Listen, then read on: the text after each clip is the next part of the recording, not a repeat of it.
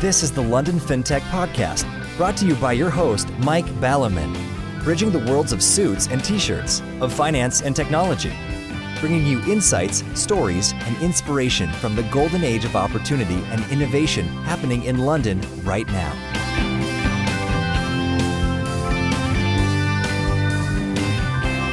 Hi, this is Mike Ballerman, and this is London Fintech Podcast, episode 54, and I'm both proud and delighted to welcome Professor John Kay. At this point, I normally give a short title of the person. Perhaps in John's case, you're most likely to know him for his weekly heavyweight yet digestible column on the main pages of the Financial Times, for which he's written for over 20 years. However, a fuller pigeonholing, or rather in John's case, a pigeon lofting perhaps, would include being one of the UK's leading economists, a fellow of St John's College, Oxford for some 46 years, a visiting professor at the LSE, being awarded the CBE, has been a director of well over a dozen FS companies, a successful businessman, Google tells me in passing he has an investment in London Fintech Nutmeg, a member of the British Academy, the Royal Society of Edinburgh. He established the IFS as one of Britain's leading think tanks, which was recently called the most influential voice in the UK economic debate and the ultimate authority. Folks trust that more than the UK Treasury. An author of at least 9 books, one of the first of which on the British tax system was written in 1979 with a certain Mervyn King, much later to be the Governor of the Bank of England, and is still in print in the 5th edition. And he produced a review for the government in 2012 on equity markets and long-term decision-making. Anyway, I could go on with John's list of achievements, but we wouldn't have much time for a podcast. There's an album by The Prodigy called Always Outnumbered, Never Outgunned. Well, today I'm both outnumbered and outgunned. So if you hear a vibration on this recording, for once it's no electrical gremlin, but rather little old me humming along in the background. John's most recent book is entitled Other People's Money, Masters of the Universe or Servants of the People, which currently gets 4.4 out of 5 on Amazon. There's a great talk that John did on this book on Google Talks on YouTube, for which I'll link to in the show notes, and I highly recommend you check it out. It struck me that this was an ideal lead-in topic to discuss, to really set the scene at the highest level for the transformations in both finance and fintech that are so active right now. A quote from a review of the book. The financial sector, he shows, has grown too large, detached itself from ordinary business and everyday life, and has become an industry that mostly trades with itself, talks to itself, and judges itself by reference to standards which it has itself generated. And the outside world has itself adopted those standards, bailing out financial institutions that have failed all of us through greed and mismanagement. One of John's most important and little appreciated, I feel, maxims is that markets exist in a social context. Fintech exists in an FS context. FS exists in a context of, well, let's find out. However, the important point to note here is that the real disruptive potential of fintech is yet to come. It will only come by disrupting this wider FS context, or deconstructing FS if you like, and rebuilding it from the bottom up. Not like many fintechs are at the moment in, shall we say, Fintech 1.0, just running on the rails of the existing system. There's plenty to talk about, so let's get on with the show. Hi John, thanks for joining me today. Pleasure, Mike. Good to be with you. Now, I mentioned your various books. One of them was called Obliquity, which, if I have the cheek, I can sort of summarise roughly, in that you aim off your target, because if you aim at it, whether it's sort of happiness or profit, you don't always get it. And I wondered how that applied to your vast career journey, a part of which I've just outlined. A long time ago as a young man, did you set out to do all that, or did it kind of just happen as a result of aiming for something else? Well, I certainly didn't say I'm out to get happiness and profit, although if I look back on it... It might have been a good idea. I've probably done okay in getting both of these. No, and my career has been pretty unplanned. I was a schoolboy in Edinburgh in the 1960s, in the days when joining the Bank of Scotland or the Royal Bank of Scotland was the career path for boys in my class who weren't going to get good enough grades to go to good universities.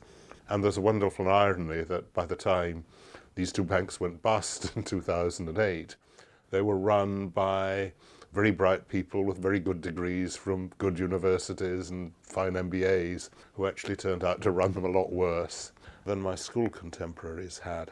There's an interesting point there, actually, which is on the limits of knowledge, in which that somebody who knows he's not bright and who's been told all his life he's not bright is perhaps more likely to accept there's a whole bunch of stuff he doesn't know and can control. Other people who've, quotes, done well at school and exams and MBAs and all this have probably fallen for the delusion that actually they understand what's going on. I think that's absolutely key to what happened in 2008, actually, that the people we're talking about were indeed very bright people, but they did not understand the complexity of the world they'd created but persuaded themselves that they did, and persuaded themselves that risks were controlled by the kind of models which they had, they hadn't actually developed, which people had developed for them.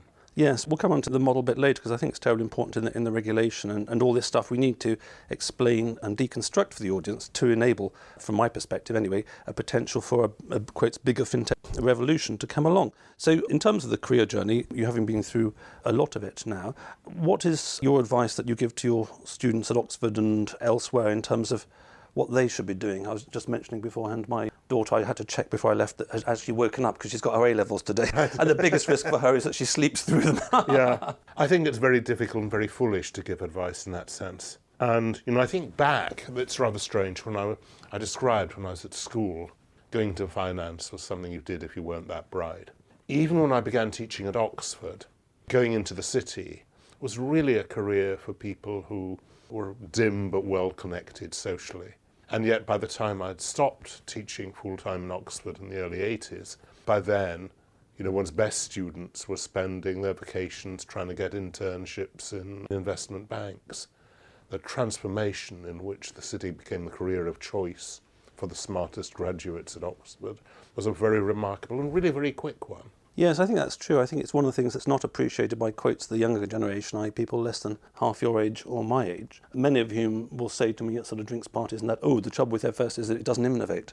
To which I always say, no, the trouble with FS is it innovated far too much. If it didn't innovate, we'd all be better off today. I think that's absolutely right, and part of the key to all of this. And the truth is that if I think of my students, there are quite a number who have gone into finance and loved it. They've both made a load of money and they felt they had a really rewarding job. There are others who've made a load of money and felt at the end of it that perhaps what they were doing was not really worthwhile. Several of them going off to do things they do regard as more worthwhile towards the end of their careers. And then there are others who've been in it for a couple of years and think, I can't stand this. I can't stand either the ethics or the workload, and get out. Yes, I mean, the whole ethics thing has certainly changed. I mean, what you're saying about sort of nice but dim, I've forgotten now, but when Kleinwort bought Goose and Grant the stockbrokers and this whole big bang, which I think with hindsight was an interesting experiment, but basically a mistake, along with the repeal of Glass-Steagall. I've forgotten now, but the traditional thing was your third son or something went to become a sort of priest, and the fourth son went off to become a stockbroker, and that sort of started with a merchant banker's perspective. And of course, believe that some of the best of the first sons went off to become merchant bankers. So in terms of looking at finance as the context to fintech revolution, I think we're probably sort of both agreed, really, that finance has basically gone wrong over the last 30 or 40 years. Do you think this is roughly right? I think that's right, that we've just been describing how finance used to be a career for the not very bright, mostly, and became a career for the best. We've seen how it's grown in scale, in remuneration, and so on over 40 years. And yet if we ask, is it delivering the services that the non-financial economy needs better and more effectively? I think it's very difficult to say the answer to that question is yes. No, indeed, and I think I've heard you say somewhere, maybe it's on the Google Talk, which is that one of the points which had perhaps surprised you in writing your book, Other People's Money, and of course the point of Other People's Money, which is a great title, which is that once you're trading with other people's money, it's quite a good gig, because if you make money, you can stick some of it in your pocket, and if you lose it, never mind, it's not your own money, kind of thing, which is very different from the partnership thing. But one of the things that had surprised you about it was the extent to which people had taken as a somewhat revolutionary perspective the idea that one might actually consider designing the financial services system in favour of the economy and business as a whole. Yeah. What a radical idea that might be. Exactly. When I told people I was writing a book about what a financial system for the needs of the real economy would look like, people said, well, that's a novel perspective. Yes, that's an interesting one. So let's go on to the sort of fintech before we come back to what went wrong with it. So a large number of people, perhaps most of the people listening to the show, have got a deep interest in fintech. Or if they haven't, they're rather crazy because they listen to these shows for over half an hour every 2 weeks about it, in which case they've got an interest in perversity. But if we just sort of fast forward from what went wrong, and if we say, what are the basic functions that financial services are there for? My metaphor is always to think of financial services and finance per se as the oil in an engine. It's the oil that enables the engine to flow round. My former ex-in-laws were all from Czechoslovakia and Eastern Europe before the wall came down, and it was quite obvious what happened when you didn't, quote, have capital flowing around. So no oil in the engine is bad.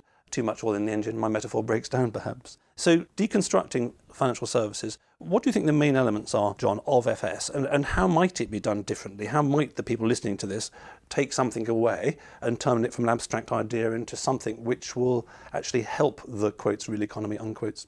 Yeah, and there, Mike, I think you've made a really important point with your analogy of the oil. Because nobody ever says, I love my ISA, in the way they say, I love my house, or my car, or my wife, or whatever. Finance is never an end in itself. It's a means to an end, and we need to see it that way. And if we ask what the kind of facilities finance can provide for the real economy are, I think there are four main ones. One is the payment system.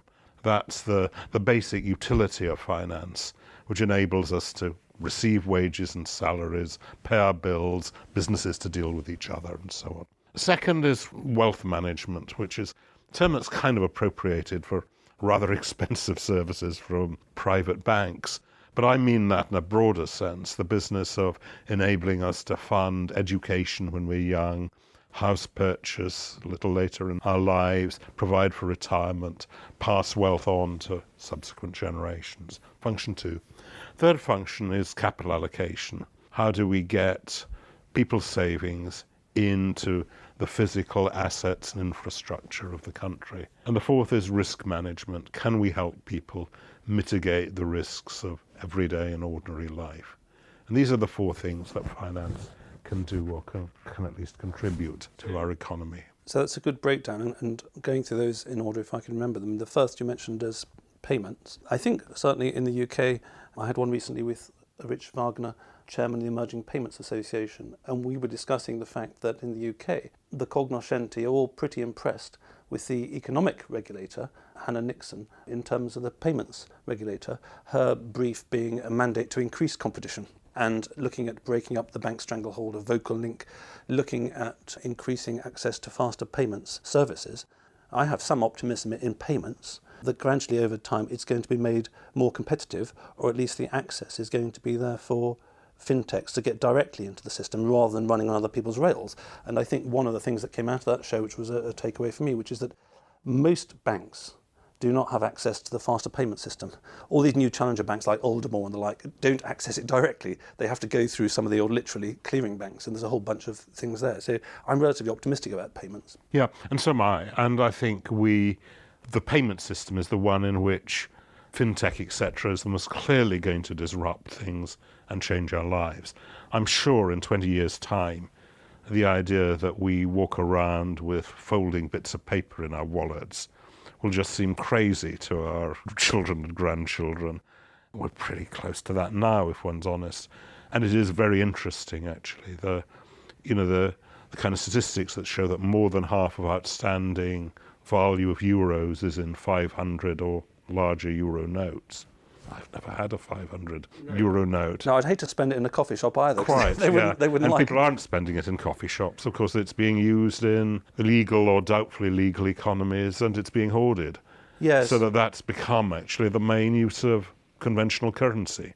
Yes, transferring value is certainly very easy to disrupt. I mean, well, quotes easy, unquotes. It's never easy in practice. I mean, M-Pesa and all that kind of stuff in Africa being a good example. I'm very suspicious, and this is a sort of show in itself, so we don't have time to go into detail. I'm very suspicious of all the, what I see as totalitarian agendas to push so-called cashless societies. As you say, these folding pieces of paper, they're a bit of a nuisance and all that kind of stuff. They are, but also they're a liberty in a society where, the government tracks every one of your transactions. I've heard that argument, and I have some sympathy with it. On the other hand, the cashless society, in terms of what one can do in terms of reducing crime, what one can do in terms of reducing all the costs of security that are associated at the moment with the handling and management of cash. There are many attractions to a cashless society. Yes. So personally, as someone whose activities are entirely legitimate and who doesn't particularly mind them being scrutinised, I'm rather looking forward to a cashless society. There's a very good debate to be had over that, the pros and the cons, because I think there are good points to be made on both sides. So in payments, we can be optimistic that change can take place. The second category you mentioned was wealth management. There was a conference I referred to quite a few times by the Financial News last autumn, invitation only, on fintech disruption to investment management, of which Nick Hungerford, former CEO of Nutmeg, was basically the only fintech disruptor, which says something in itself. And as you say, wealth management is an important thing. Having spent 8 years in the industry and then another sort of half a dozen monitoring it, and just for myself, having invested in index tracker funds throughout, to me, wealth management is one of the biggest cons that carries on, and it carries on for reasons I don't fully understand, which is that it's a subsection of financial services which is demonstrated time and time again that it subtracts value for its clients and charges high fees. And that's easy to get around by just going and buying ETFs, if you're sophisticated enough, at a minimum cost from Charles Schwab or some discount broker. For me, the real problem of wealth management is, again, that markets exist in a context. The regulation, I just utterly fail to understand around pensions. I think Andy Haldane said this at the Bank of England as well. It's inconceivably complicated to understand all the restrictions around investment, in which you then decide how much to stick in a UK tracker fund. So I see the problem, and I don't think anyone's actually addressed this in fintech as a whole, is helping one cut through the morass of regulations and rules around what you can invest in, what I can invest in, what I should invest in. And I think the computer is very largely an answer to that. You've mentioned that I'm an investor in Nutmeg, and that's because I believe, both from a public policy point of view and from a commercial point of view, that actually the only way we're going to provide the basic levels of advice that a mass market needs is through technology. If you look at other areas of retailing, you find that in virtually all of them, personalised individual service is something you can only get at the very top of the market. You can go to Fortnum & Mason or a Bond Street shop, but most people don't. They go to Marks & Spencer and they pick their clothes off the shelf. The idea that we're going to provide individually tailored financial advice to a mass market just seems to me an illusion. Now, that creates a problem, but it's a problem to which I think there are two answers. One is, oddly, although it's often said people need individually tailored financial advice, I think most people fit into a relatively small number of categories. There's actually less individual variation required in terms of people's financial needs than in terms of their clothing needs or their needs for food. And the other is that technology, the computer, can take over a lot of this, and you can make sure that the computer is honest. You can have an audit trail of how it got to the advice it gave, and you can have this run for a great many individuals by one relatively sophisticated operation at the centre. So I think this is really an area of major disruption. Yes, it's a rather painful story for me in that I'd been chasing Nutmeg for some time, but was holding off given all the sort of rumours of management changes and all that. Anyway, I eventually recorded an episode which was never released with Nutmeg for reasons that will become apparent, which was the day before Nick Hungerford stepped down as chief executive. Right. And he was a little depressed, and various people said to me I should release it, but I didn't want to out of disservice. So I had to press the delete button out of kindness. But actually one of the points in that conversation had been a dialogue precisely around the points that you mentioned. Nutmeg now having some licenses for advice and that, although advice is a complete nightmare. And it's really difficult being an IFA in this country because you're terribly worried the FCA are going to wrap you over the knuckles big time in 10 years' time, having changed the definition on something to mis-selling. Yeah. That you advised me to invest in Zopa, not rate setter, and 5 years later Zopa went bust and you should have known, and all sorts of crazy things. But I suspect, again, that there's a great value, as you say, in technology there, because if, as it were, technology can't point out a way through the rules, as it were, it can't show you a route to checkmate or something, then that actually will have to feed back into the regulation of it. And it's so hard to get something. I noticed on your website there's some calculator there with the disclaimers around the value of deferring your state pension. Oh, yes. Right. Which is terribly useful because how am I supposed to know? I'll sit down with a spreadsheet. It's going to take me bloody ages to do that. This is a simple, practical example of where, as you say, everyone isn't different. Everyone has got sort of, a certain lifespan expectancy, statistically speaking, etc., etc. And in that case, we can solve the differential equation once for everyone in the country. Yes. And that's it. And everyone can put the numbers into the calculator and get the answer. Yes. So the second category, we see a lot of potential for fintech actually really helping people, although it has to be more sophisticated, in terms of advice around the regulations and all that kind of stuff. There's lots of hype and BS around robo-advisors coming from the sort of more tech-driven community in the States, but perhaps it falls under the reg tech regime over here, of which we haven't seen very much so far. The third category, at which point I sort of hang my head in depression, is the risk management. I don't know whether you want to sort of slice and dice that, because from my perspective, having started the whole risk management thing at sort of firm level in 1992, it's been a bloody disaster the last 25 years. I mean, the whole sort of profession's gone, and it's now ended up in this massively legalistic box-ticking regime. I don't know how that applies to FS as a whole, if we deconstruct it, and how fintech may reapproach that. And the oddity about it all is that in the last 20 years, people have congratulated themselves on the sophistication of risk management techniques. And firstly, that proved not to be justified. But secondly, the risks that they were managing were actually risks that had been created within the financial system itself in the first place. There were the risks to do with equity market volatility, currency fluctuations, and so on. The risks that really concern ordinary people are the kind of risks to do with natural disasters, to do with accidents, to do with illness and mortality, these kind of risks. And some of the financial sector actually does deal with partly with these risks and continues to do so. You mentioned earlier that markets operate in a social context, and quite a lot of the handling of these risks is dealt with in that social context, either by friends and family or by the state. And actually the biggest new risk which people face is actually to do with longevity. It's living too long or living a long time. I'm sorry, I've got bad news for you. You're living too long. Yeah, for me it would be living too long. Certainly living in a world in which you're really unable to look after yourself. And that's very expensive. It's a big risk for people. And I think it's quite disappointing that the financial sector has been so behind in developing mechanisms to cope with that kind of risk. Okay, so if we bifurcate the risk then to sort of, let's call it FS risk and let's call it risk for people, then there's a whole gap again for fintechs, and this probably relates to the prior category around sort of the regtech or advice, in terms of advising people how to cope with the risks that they're facing in their life. Now, I recommend to people checking out the Google talk that you did, and there's some interesting material around the relevance of Swiss cows and London coffee shops to the different types of insurance risk. Putting that to one side, insurance is a key thing for people. That the problems that fintechs have there are largely regulatory, which is that before you know it, your nice new fintech that's doing insurance gets captured under regulation for insurance, at which point you need $1 billion of capital and you've got a billion rules to follow and all that kind of stuff. So there isn't much wiggle room in insurance, and we are seeing some of them. Stephen Mendel, bought by many, has been on the show. So the insurance is an angle, the investment is an angle.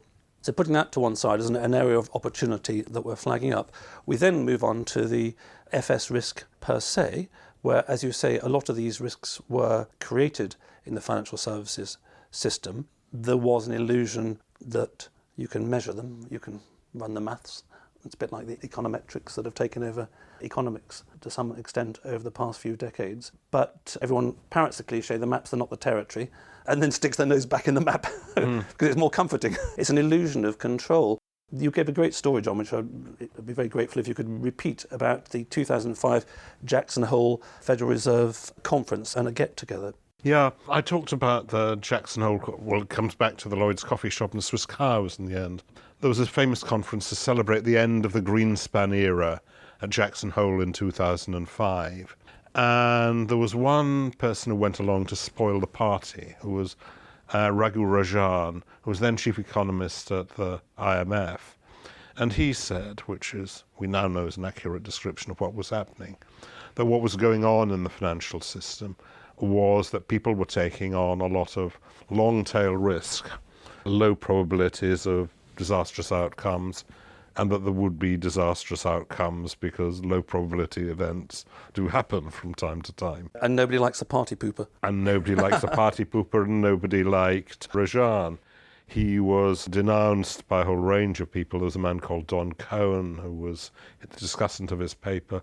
Larry Summers said that Rajan was a Luddite who wanted to take finance back to the era of coach and horses.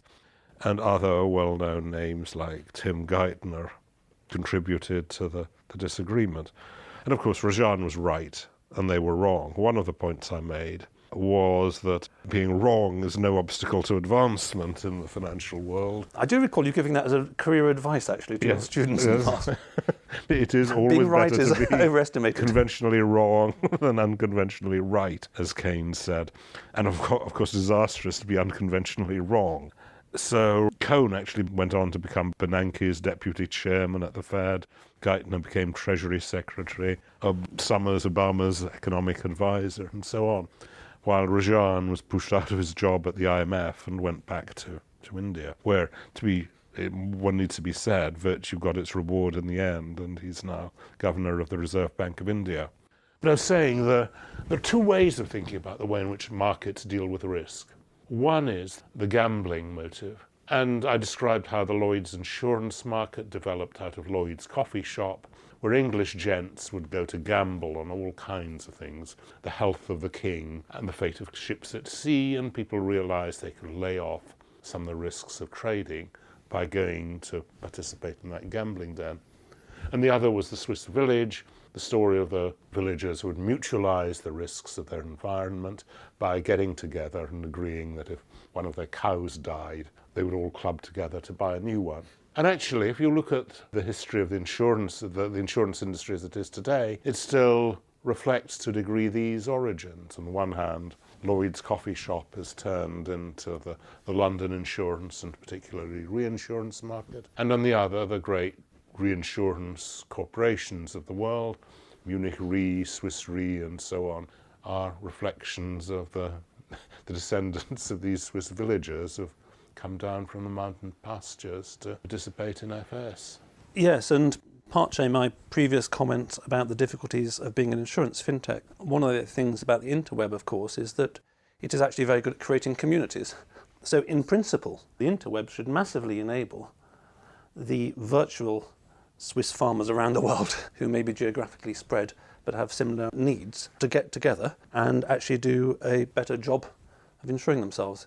And in terms of the FS risk point, I think we need to move on from that one, but I'm sure you and I and many other people as well kind of know that the answer to FS is narrow banking, in that if we as the populace have to underwrite certain companies from going bust, then okay, so be it, because they create this thing we call money, and if money suddenly loses all its value, that's a bit of a disappointment to absolutely everything that goes on. However, the tit for tat is that if we're underwriting them, they can find themselves to some extremely dull, simple, boring stuff that, the not so bright Scottish schoolboy used to do in the past, rather than being these vast conglomerates where we guarantee the biggest companies in the world are too complex to understand, to manage, to fail, and all that kind of stuff. I think that's absolutely right. And you said earlier that in retrospect, Big Bang was a mistake. I'm not sure we could have avoided it in London, but the whole idea of what we did from the 70s through to the 90s, of removing the restrictions on the formation of financial conglomerates and moving away from a world in which financial institutions were basically specialists. They could be investment banks, they could be stockbrokers, they could be market makers, they could be retail banks, but they couldn't be all of these things. And now, of course, they are all of these things. And we've created several problems. One is that we brought together really incompatible cultures. And the other is we've created organizations that are actually too complex for anyone to understand. I used to say that if you were creating organizations that only Jamie Dimon could manage, you were creating organizations that were too big and complex. And now it's pretty clear that Jamie Dimon struggles to manage it. Yes, I mean, what can one know? One sits on top of organisations of hundreds of thousands of people. What can one know? And I think the way that fintech is contributing to this is it is deconstructing the functions of finance. So at the moment, at least, before it starts forming its own mini conglomerates, you do have equity crowdfunding on its own in the tiny little silo. You do have peer-to-peer lending and borrowing on its own in the tiny little silo. You do have invoice discounting. And in terms of an average business, the people running these businesses have a pretty good understanding of what happens in their company. Yeah. So it has gone back to the future in that way. So that is quite a good thing. Wrapping up on these 4 deconstructions of financial services, you mentioned the important challenge of capital allocation. How does capital flow in the right direction in the economy? I think I'd slightly amend that one, especially because many people don't particularly understand it, into capital creation and capital allocation. Because one of the functions that was omitted from most people's slagging off of banks in fintechs a couple of years ago, when you had lots of fluffy bunnies who had no experience in tech or FS, but had loads to say about digital disruption FS, there were still a few of them around, was that they failed entirely to understand that actually the banks don't just shuffle money around, they create it. So if I can just expand your category to capital creation and capital allocation, how do you see that as a part of FS that could be done in a different way? Well, for me, the two things we need to keep separate there. One is the money transmission mechanism and all of that. What capital creation means for me is finding the next great businesses. I mean, there are 2 parts to the business of managing the capital stock.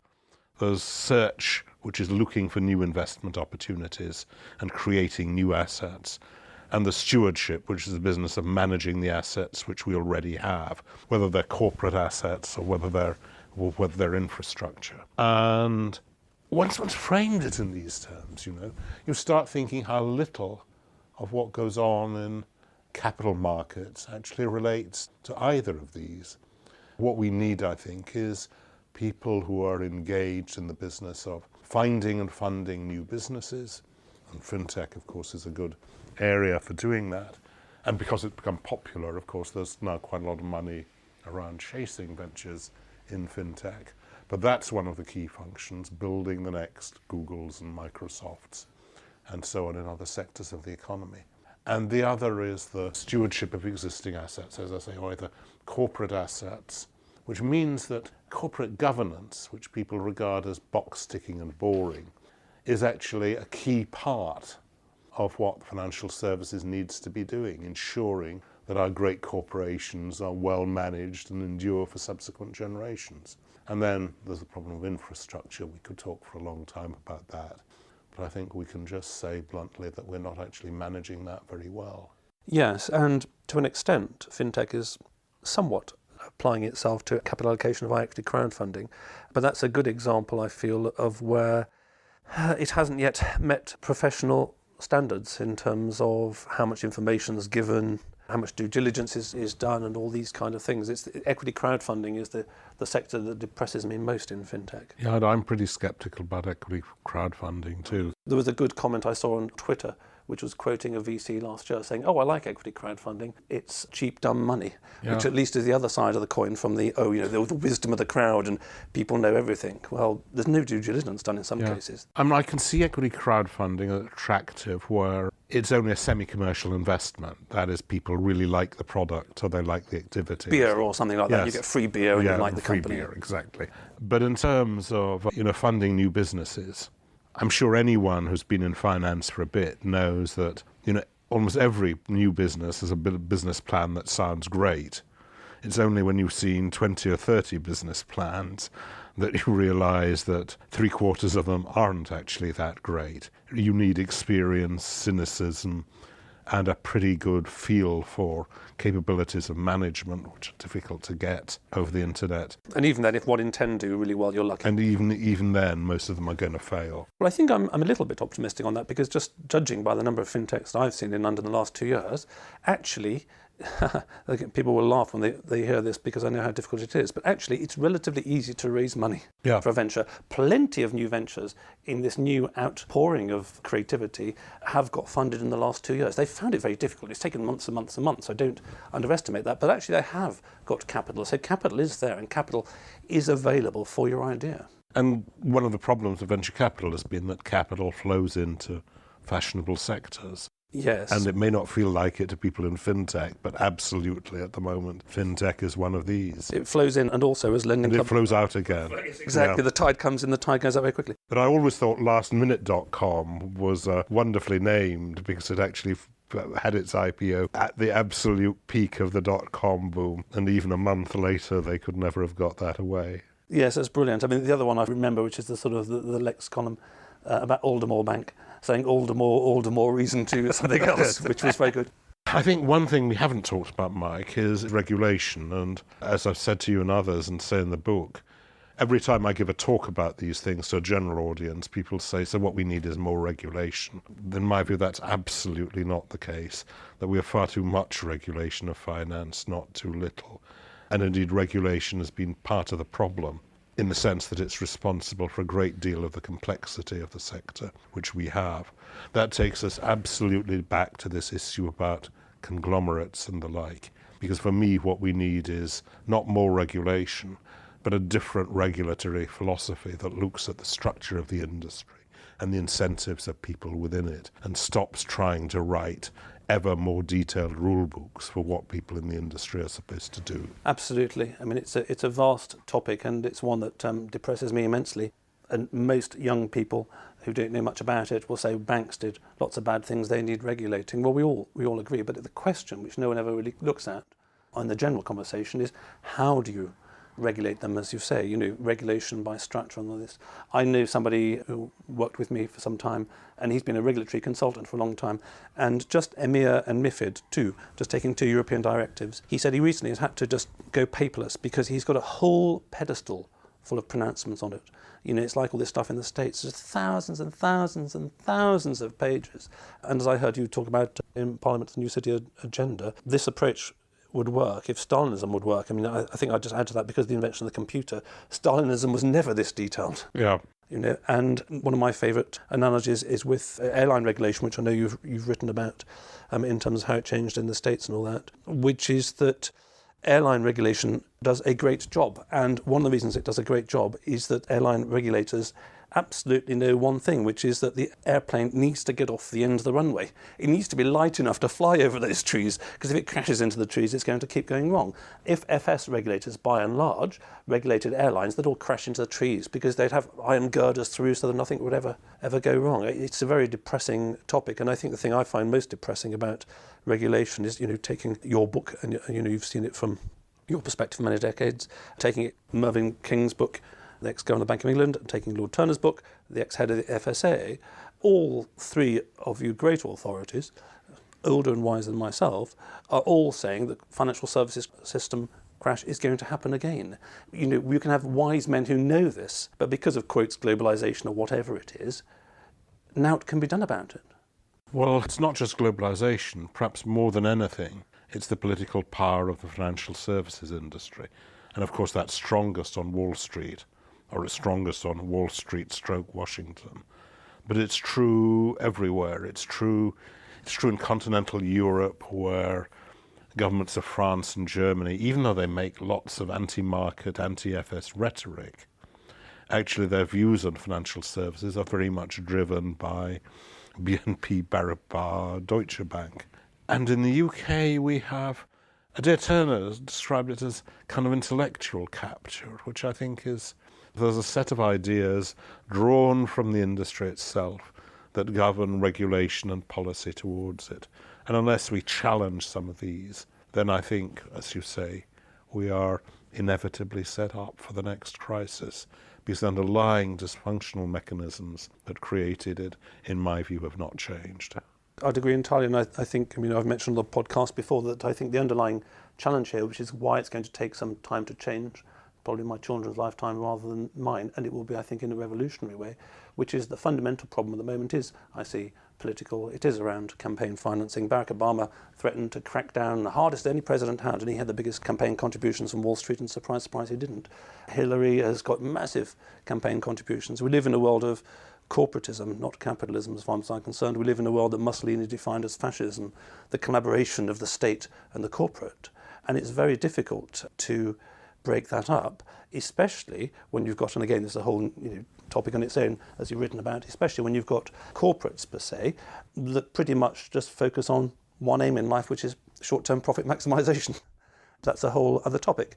But not to end on a negative, I think that's been really helpful, John, and really very interesting. And as I say, I really commend people's attention. Most of the people listening to this show will read your columns in the FT anyway, and which are also available on your website. But I really commend the attention to your book. Other people's money, let's make sure people have got the titles so they can go into Amazon. Other people's money, Masters of the Universe or Servants of the People. I'm glad you remember it. Yes, it's a very good book. I shall do a link to the Google Talk, which will whet people's appetites a bit more. Check that out, go and buy it. And in particular, I hope that the sort of more thoughtful of you that are trying to do the biggest strategic changes in fintech will get something out of John's deconstruction of the basic functions of FS and how they might be re-envisaged, how they might be done, not just to make you guys profit in fintechs, but also to help society as a whole, which is an innovative idea, and it might reduce the next crisis if we have one. So thank you very much, John. Most appreciated. Thanks, Mike. Thanks for listening. If you enjoyed the show, please subscribe on iTunes or your podcast app, or sign up at londonfintechpodcast.com for email alerts of new episodes. Live long and prosper.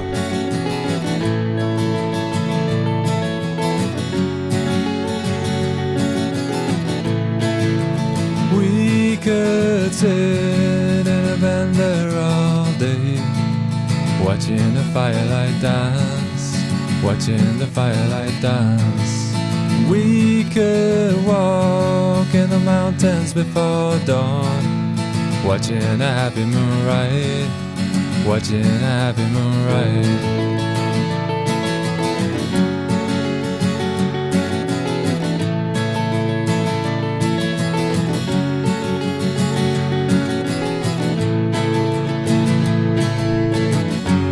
Come away from the city, but with the tarmac so dead and the people so sad.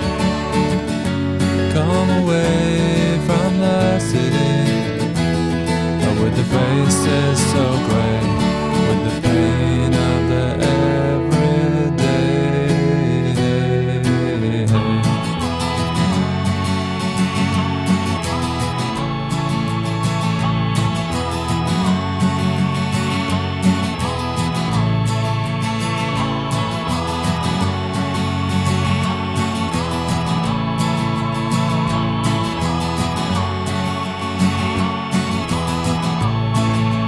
We are wild like the mountains and the trees. Can you see what I mean? Can you see what I mean? We fit in between the earth and the sky. Kiss the city goodbye, wave the city goodbye, wave the city goodbye. The city goodbye. Watch the firelight dance with me. Watch the firelight dance with me. Watch the firelight dance with me. Watch the firelight dance with me. Watch the firelight dance with me. Watch the firelight dance with me. Watch the firelight dance with me. Watch the firelight